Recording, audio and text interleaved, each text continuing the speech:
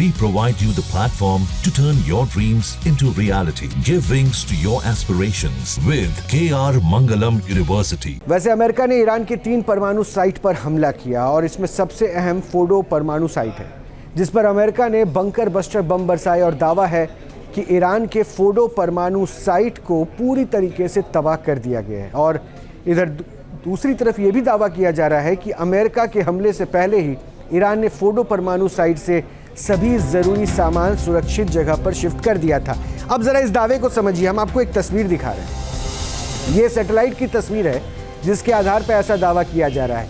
ये फोर्डो परमाणु साइट की सैटेलाइट तस्वीर है जिसे अमेरिका ने तबाह करने का दावा किया है। अब यहाँ पे कहानी क्या होती है, अमेरिका की तरफ से इस पर स्ट्राइक किया जाता है, बंकर बस्टर बम गिराए जाते हैं और अमेरिका ये कहता है कि ये पूरा परमाणु क्षेत्र जो है, परमाणु इलाका जो है, उसको उन्होंने तबाह कर दिया है। लेकिन ईरान की तरफ से कमेंट आता है जिसमें कहा जाता है ऊपरी नुकसान हुआ है, हमारे उस जोन में कहीं कोई नुकसान नहीं हुआ है। आपको तस्वीर दिखाई, जो सैटेलाइट तस्वीर दिखा रहे हैं, मेरे साथ मधुरेंद्र भी जुड़ चुके हैं और मधुरेंद्र भी ज़्यादा बेहतर तरीके समझाएंगे। ये जो हम तस्वीर दिखा रहे हैं, इस तस्वीर में आधार से अगर समझे तो ये जो सैटेलाइट तस्वीर है वो तब की कैप्चर की गई जहां पे आपको एक कतार से यहाँ ट्रक्स नजर आ रहे हैं। मैं फुल स्क्रीन आपको भी एक बार वो तस्वीर फिर से दिखवाता हूँ। एक बार फुल स्क्रीन कीजिएगा वो ये तस्वीर फिर से, ताकि मधुरेंद्र हम ब्रीफ कर सके, क्योंकि यहाँ ट्रकों का जमावड़ा दिख रहा है, यहाँ ट्रक्स नजर आ रहे हैं। और दावा ये किया जा रहा है कि 19 और 20 जून की ये तस्वीर है जहाँ पर फोर्डो परमाणु साइट पर ट्रकों की लंबी कतार लगी हुई थी और ये दावा है कि ट्रकों से ही ईरान ने अमेरिका के हमले से पहले ही फोर्डो परमाणु साइट के सभी ज़रूरी सामान शिफ्ट कर दिए थे। क्या ये संभावना सही जताई जा रही है मधुरेंद्र? देखिए, बिल्कुल ये संभावना सही इसलिए है क्योंकि जो सैटेलाइट इमेजेस हैं दरअसल उसकी तस्दीक कर रही हैं। यहाँ पर देखिए तो भारी पैमाने पे आपको लॉजिस्टिक ट्रक्स दिखाई दे रहे हैं। मैक्सर का ये विजुअल है जो कि सैटेलाइट इमेज प्रोवाइड करता है और यहाँ पर आप देख सकते हैं कि जो लंबी श्रृंखला दरअसल ट्रकों की दिखाई दे रही है, जो सीक्वेंस दिख रही है, ये सीक्वेंस जो दिखाई दे रहा है, जाते हुए भी दिख रहे हैं ट्रक, ये देखिए। तो संभवतः ये संभव हो सकता है कि यहाँ से जो हेवी रिएक्टर्स हों या इस तरह के जो परमाणु हम कहें कि यहाँ पर जो कार्यक्रम है उसको चलाने के लिए उपयोग की जा रही सामग्री हो या फिर टेक्नोलॉजी हो, उसका भारी पैमाने पर यहां से किसी और जगह पर शिफ्टिंग की गई हो ताकि यहां पर जब हमला हो तो बड़ा नुकसान ईरान के परमाणु कार्यक्रम को ना हो। परिदृश्य पर देखें तो इसमें अलग अलग देश अलग अलग तरह से पूरे कॉन्फ्लिक्ट में अभी इन्वॉल्व दिखाई पड़ रहे हैं।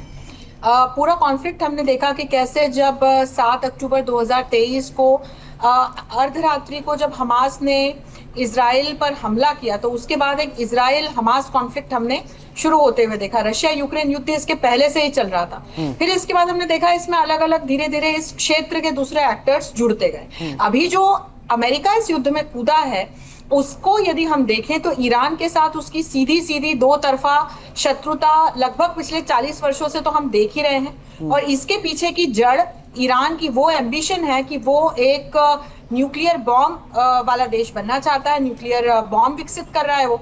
तो जब IAEA से पिछले दिनों इस प्रकार की चेतावनियां बार बार दी गई कि ईरान अब अनाउंस कर सकता है अपने न्यूक्लियर बॉम्ब के को बनाने की बात, तो तब इसके बाद अमेरिका से लगातार ट्रंप की तरफ से चेतावनियां ईरान को जारी की गई। इसके बाद लगभग आप देखिए हर 1-2 दिन में ट्रंप कुछ बयान देते, फिर उससे पीछे हटते, कुछ और बयान देते।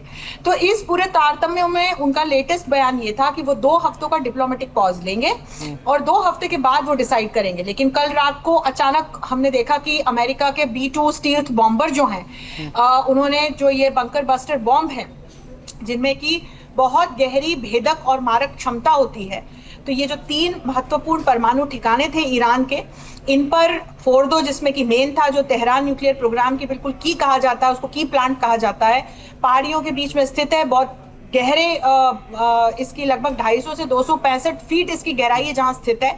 तो वहां पर हमले किए गए और निश्चित तौर पर इससे सभी भौचक्के रह गए क्योंकि ट्रंप साहब का स्टेटमेंट कुछ और था और फिर उन्होंने करके कुछ और दिखाया। बहरहाल इसके बाद यदि हम देखें तो फिर एक अग्रेशन पूरे रीजन में हमको बढ़ता हुआ दिखाई पड़ा।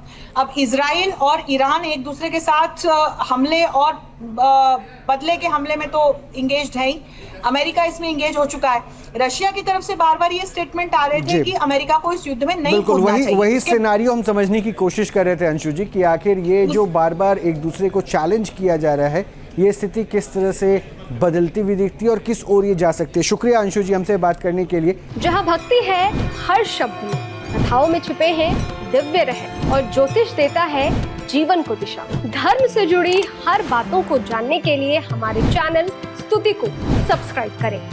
चैनल पर जाने के लिए इस लिंक पर क्लिक करें।